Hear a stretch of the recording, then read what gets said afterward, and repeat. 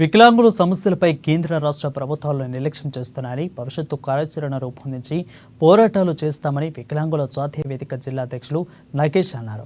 ఆదిలాబాద్ పట్టణంలోని సుందరయ్య భవన్లో ఈ నెల 8న వికలాంగుల సమస్యలపై నిర్వహించిన తలపెట్టిన ప్రత్యేక సమావేశానికి పెద్ద ఎత్తున హాజరై విజయవంతం చేయాలని కోరారు.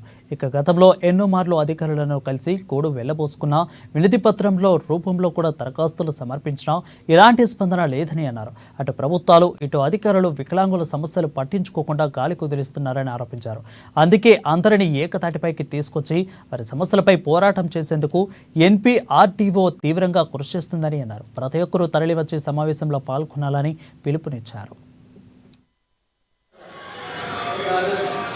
వికలాంగుల హక్కుల జాతీయ వేదిక ఎన్పీఆర్డి రేపు ఆదిలాబాద్ జిల్లాలో సుందరయ్య భవన్లో వికలాంగుల సమస్యలపైన ప్రోగ్రాం ఏర్పాటు చేయడమైనది. కాబట్టి ఆదిలాబాద్ జిల్లాలో ఉన్న వికలాంగులందరూ రేపు మా సమావేశాలను అందరు రావాలనేసి ఇంత పిలుపునిస్తున్నాం.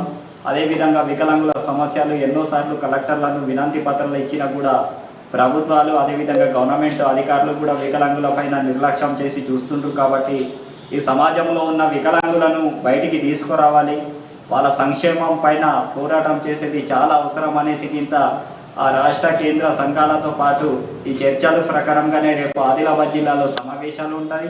ముందు కార్యాచరణలు ఏం చేయాలనేసి ఇంత రేపు చర్చలు చేస్తున్నాం. కాబట్టి తప్పనిసరి ప్రతి ఒక్క వికలాంగుడు రేపు 9:30కు ఇంట్లో మన సుందరయ్య భవన్లో హాజరుండాలనేసి ఇంత ప్రతి ఒక్కరికి ప్రదే మనస్ఫూర్తిగా కోరుతున్నాం. వికలాంగుల హక్కుల